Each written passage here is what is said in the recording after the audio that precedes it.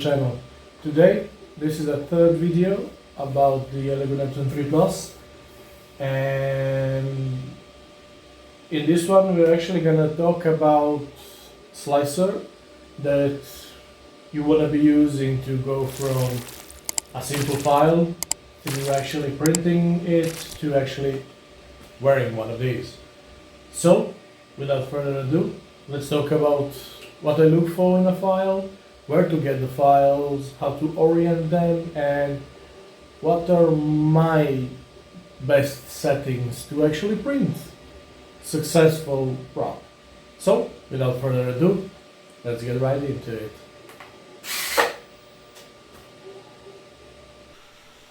Now, let's first talk about where to get your files. Some of my favorite places to look for are actually wireframe group. Thanks to these guys, they banded all together and created this awesome website where you can find some really exquisite files. Then you got printables, you got Etsy. Thingiverse is my go-to whenever I need some inspiration or just looking for anything really.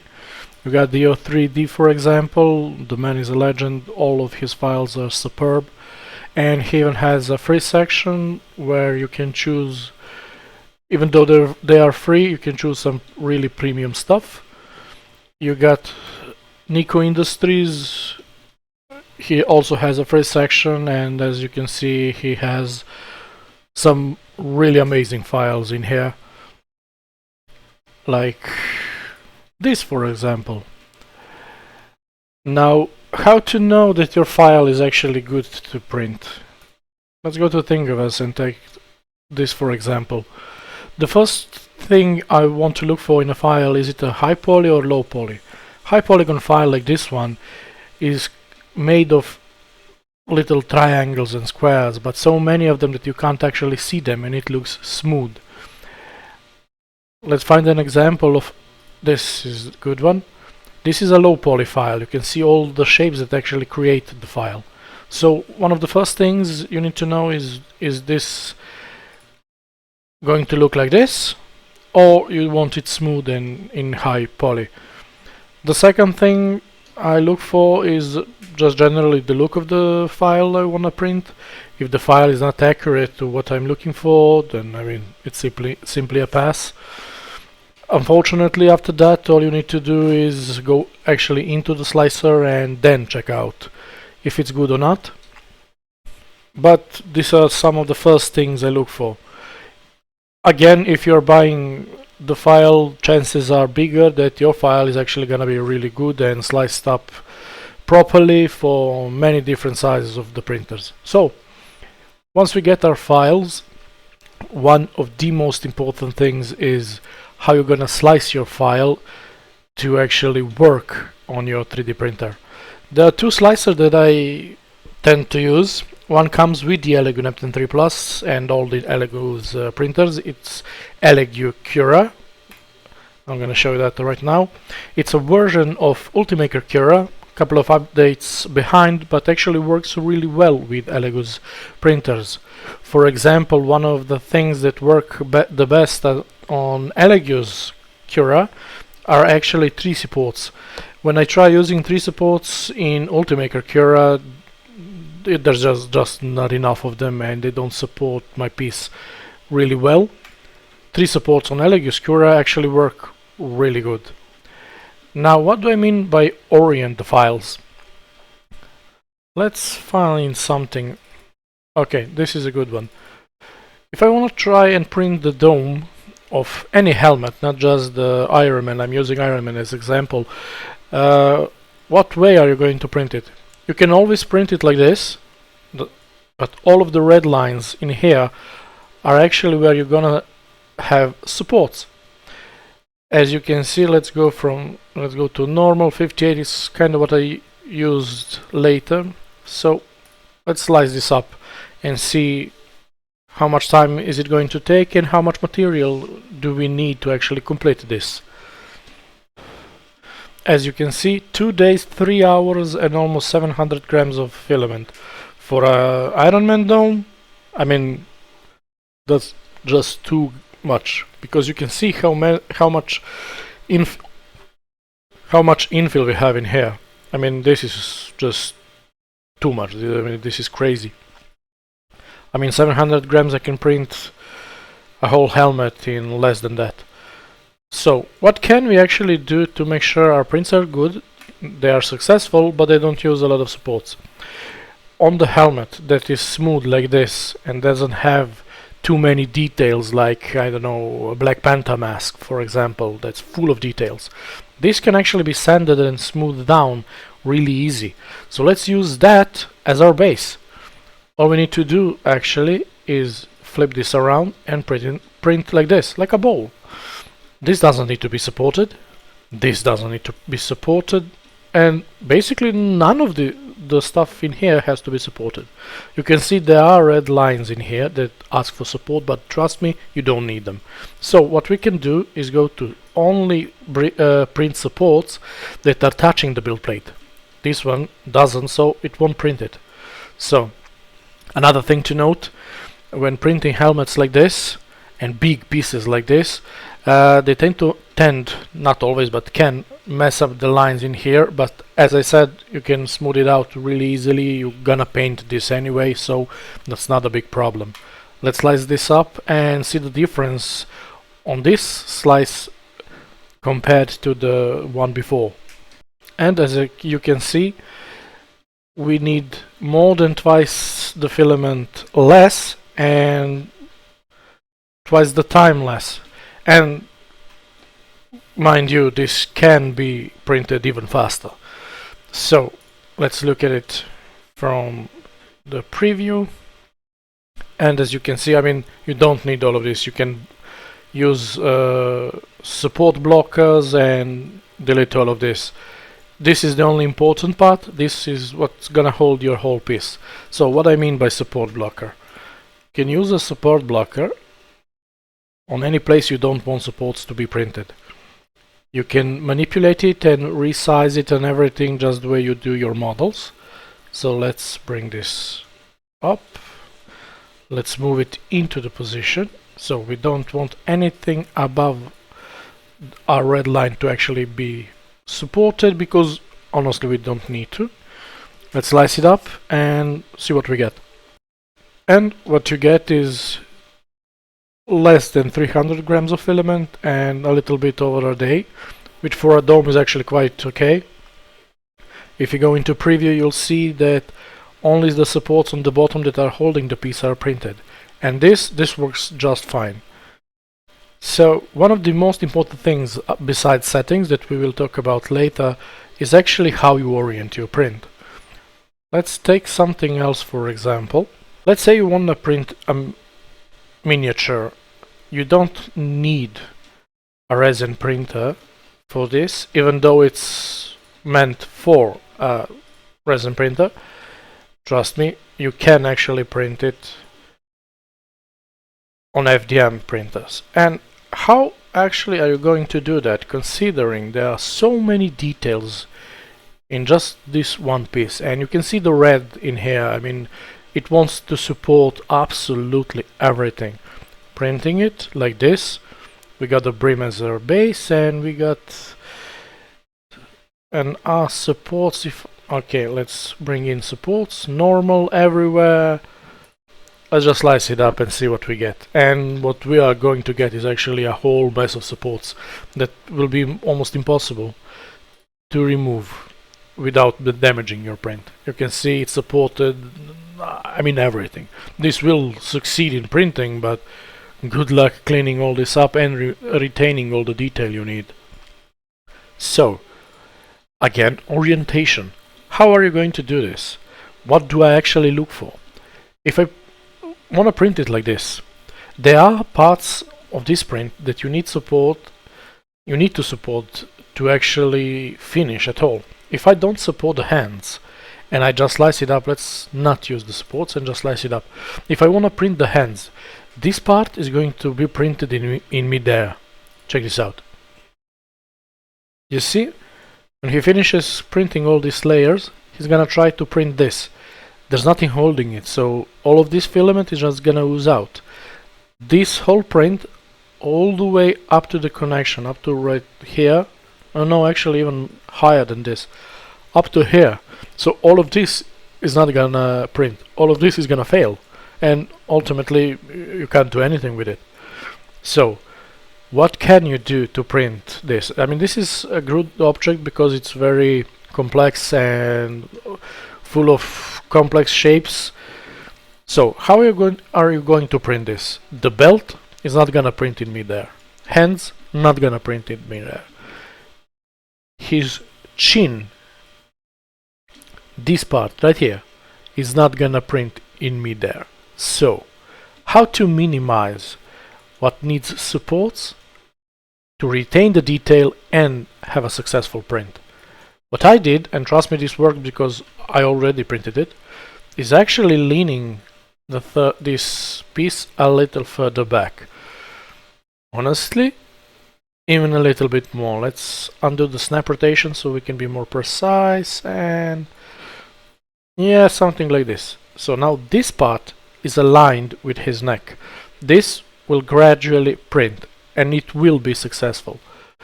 Mouth, it's kind of pushing it, but I know for a fact that it's a really small detail and will print properly. So what else can we do to make this successful but easier to print? Again, support blockers. In time you'll learn how to use them really efficiently, and you will be able to reduce your print times and the look of your print quite easily. So let's do this. I know that nothing on the body except the hands need to be supported, so I'm gonna increase this blocker just enough to block all the supports on the body, but not the ones on the hand, because we need the hand to be supported. We can see we are missing the support blocker in here, so we're gonna increase the size of the support blocker like this. So everything in here is not going to be supported. This part in here is not going to be supported as well, but this part is actually going up. So it will print, it's not too bad. If you are worried about it and you want it to be supported, which is not a bad idea whatsoever, you can actually raise your print, your support blocker actually, a little bit. Now all of this in here, I don't need that. Just holding this piece is more than enough. The only thing that needs to be supported in order to succeed is this one, because again it can't print in midair. So I'm gonna use a little bit of more support blockers in here. I mean, you can scale one, but I'm just too lazy. Cover everything up so you see the supports on the hands will be printed. This will be supported, and this, even though it has details, can be cleaned up quite easily. This all of this will be supported, the insert for the legs will be supported, and most importantly the inside of this won't be supported, so you don't have to worry about cleaning this up. It's kind of hard, so trust me, you don't want supports in there. It will print just fine as it is. So let's try it now. We need a little bit less filament than the last time, and it will be printed a little bit faster. What's important though, everything that holds the piece is supported, and this build will succeed, but cleaning up all the important details is non-existent, because there are no supports to clean up. What you can do, and I will talk about settings a little bit, what you can do to improve the print is actually change your layer height. You see all these lines in here. At the moment they're at 0.2 millimeters height, and that's how high they are going to be printed. You can see it in here. Every one of these lines is actually determined by your settings, and in this instance it's 0.2. If we want a fine print, we'll just use the fine setting, keep our changes, and we'll print at 0.12 millimeters layer height. So we will retain a lot more detail. We will leave supports as we talked about. The orientation still applies, everything else still applies. The only thing we changed is from normal height to fine to retain more detail. As you can see, we added about almost 2 hours of print time, but that's not too bad. I mean, like hour and a half. Again, that's not too bad. And as you can see, all supports are in place. Support interface is in place, or should be. I don't know if I selected it. I didn't, but that's great. I'll actually show you the difference. You can see this part. Yeah, don't laugh, but this part is important, always, even in printing. This part is supported quite well, but can be supported better. By enabling support interface, you create one really important difference in printing. I'm gonna try to show you that now. We can see our supports building up. One ring of supports printed, a second one, we got our first layers of our print, and it's going up. That's fine, but these supports are actually gonna melt into your part. Cleaning up, doable, not easy. Now, check this out. If we enable support interface, it will create a layer of supports that are much smoother, denser, and easier to clean up than the regular supports. There's a lot much more to it, but just use it like this and you'll be fine. Now you can see this. You can see all these dark blue lines. That's support interface. And you can see now it's hugging the whole piece. So this piece is gonna turn out perfect. And everything you print will remove nicer and easier from the support interface than just normal supports. So let's recap. The most important thing is how you orient your print. So nothing is trying to be printed in midair. Everything that should be supported is supported to hold your print while it's printing. And you don't have too many supports ruining your print and making your day a lot harder in cleaning all this up. Especially when you have all these details, sometimes you can't even clean them enough to be usable. It's too much work or it's just impossible, so be mindful of that. Now let's talk settings. We already chosen a 0.12mm height because we want to retain all the details. That depends on your print, what you're printing. Honestly, on big cosplay pieces I even go on extra fast because I don't mind extra layer lines. I will be painting it and smoothing it out, so I don't care about layer lines all that much. I care about actually finishing the print. If I'm printing the chest piece for Iron Man suit, I don't care about layer lines. There's gonna be a wood filler in there and primer and paint and whatnot, so all of that is gonna be covered up. In here we are using fine settings because we want more details. What is important though, how many wall align counts do you have in your piece? On this one, 2 is just fine. This is a display piece, it does nothing. 2 lines on the wall, that's fine.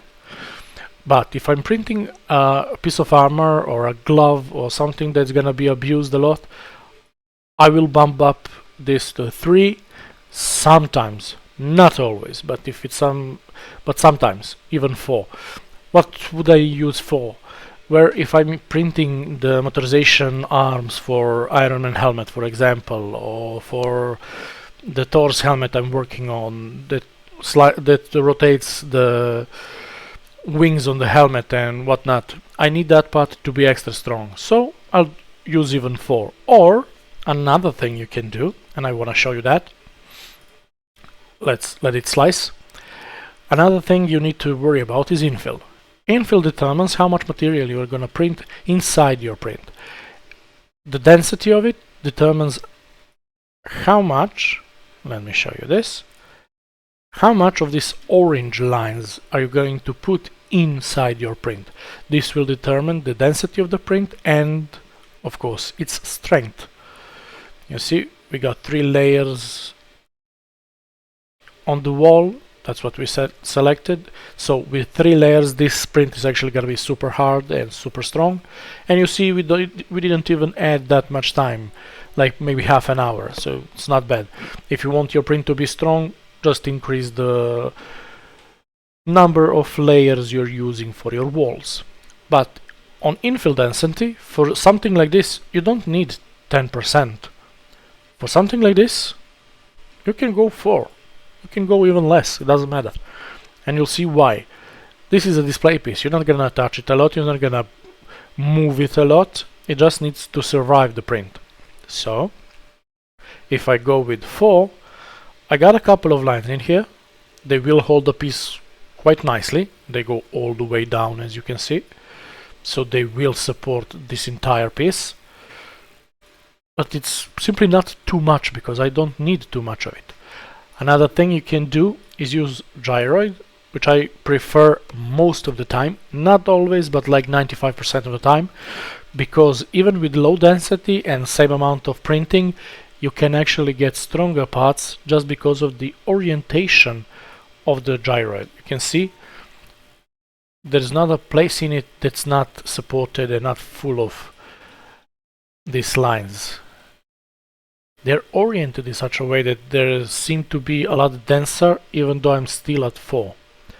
So, once you determine your infill, which you can, if you want, bump up as much as you want. If I'm making a blade for a sword, I will bump up the infill to like 40 or 50 because I want it to be rigid and strong at the base. As I move further up the blade, I will decrease the infill because I don't need the extra weight. But I will keep it relatively high because I want it to be strong. And you see, if I put it on 50, I mean, this is completely filled in. I mean, this is like mold injected plastic. I mean, there is no room in it whatsoever. And you can see we pretty much doubled our time and our material, which for a piece like this is simply not needed.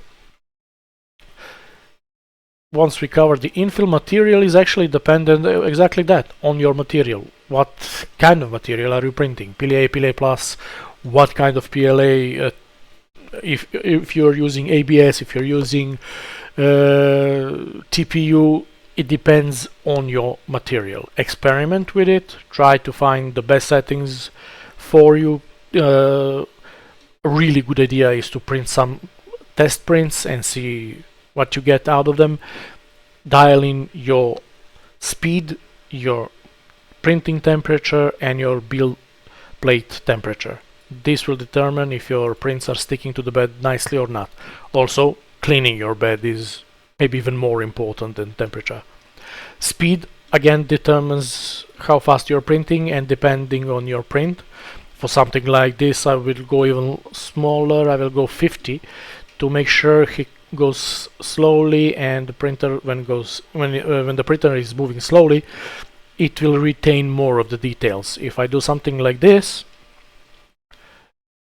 on, I mean that's just too damn high, but 150, it can be printed and will be printed on Neptune 3 Plus, but all of this and these small little details ain't gonna survive. I can tell you that for sure. I tried.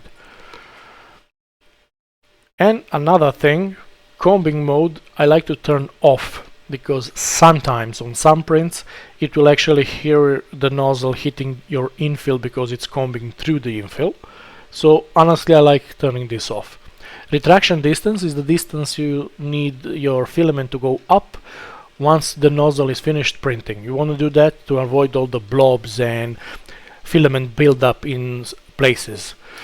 Elegus Cura is using 2.5mm retraction distance. Honestly, I can go lower, but it's already calibrated pretty nicely for this, and I just don't mess with it.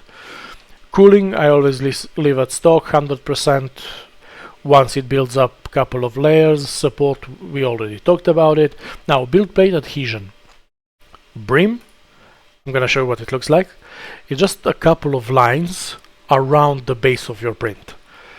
It's not a bad adhesion type, but it doesn't do much, to be honest. Check it out. Let's finish up, and this is pretty much all you get. These lines, they're not really connecting all that much. They are supposed to be like that. They don't do much, trust me. On something like this that I want to make sure it survives and it takes a lot of time and needs a lot of detail, I don't want to reprint this one. This could work because of all of these lines, but it could fail just as well. If I'm using a skirt, it will fail. I'm pretty positive it will fail. Because the skirt is just making a circle around it and starts printing. You can use those if you're printing something that's flat and it already has a good contact with your surface. Then yeah, I mean, nothing more than a skirt. This is the skirt. Nothing more than this is needed. I'm gonna show you that real quickly. Let's delete this one and let's use his base. Yeah, let's use the base. Now check this out. Let's go to prepare. Oh, delete this one. Rotate this one. And like this. Check this out. All of this is touching the build plate. Let's lay it flat just to be sure, but all of this is touching the build plate. Look how much surface you have touching your build plate. You don't need anything else helping you adhere this piece to your bed. Like, look at this. All of this is touching. So even if I use a skirt on this one, it will survive 100% because it's touching the build plate in a big surface. So this is gonna stick really well. I'm gonna actually have to wait for the build plate to cool off before I can take this off. I mean, this would be superb. On everything else that needs a little bit of extra support, like we did with Leonardo's body, I would actually use, even on the helmet and the faceplate of the mask or anything really. Let me show you this. It will only print the skirt around it and nothing more, because it doesn't need anything more. As you can see, look at this. All of this is adhered directly to the build plate. If I'm printing some old shape, like Leonardo's body in the previous example, I will use a raft. If I'm printing a blade standing up, if I'm printing in vase mode, if I'm printing anything tall, pretty much, or anything weird looking, weird shape, something that I'm worried about adhering to the bed, I'm actually gonna use a raft. And raft is actually creating a whole layer about, I'm pretty sure it's about 4 layers thick, and it creates a bed on top of your bed. So this entire surface will be adhered to your bed, and then it will start printing.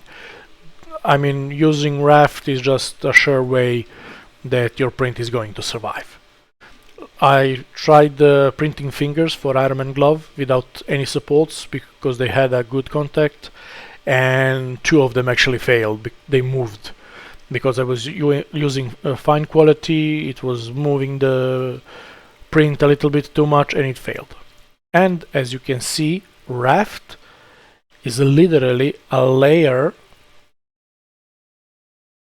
on top of your bed, and then it starts printing. So using a raft is a sure way that your print is going to survive. And honestly, that's all, guys. I don't really mess with anything else in here. I said the quality I want, I said the infill I want, material and temperature, you need to experiment and find the best one for you. Speed, usually for anything I'm doing, 50 up to 100. I never go too much. Again, speeds, you need to experiment and see what your printer can handle. Maybe your printer can handle 500 millimeters per second. Maybe you're using P1P, so lucky bastards, but you know what I mean. You need to control your travel. Again, combing mode, try it, see if you like it. I don't. Cooling, I don't mess with it. Supports are the most important one. So orientation and supports. Once you dial that in, decide if you need to adhere your piece to the bed better or you don't need to and just go with the skirt. That's it for this one, guys. Thank you for watching. I know it's been a long one, but I really wanted to make sure I show you all the settings I use and everything I look for when printing a file. So if you liked the video, please subscribe and hit the like button. It helps me a lot. And I'll see you in the next one.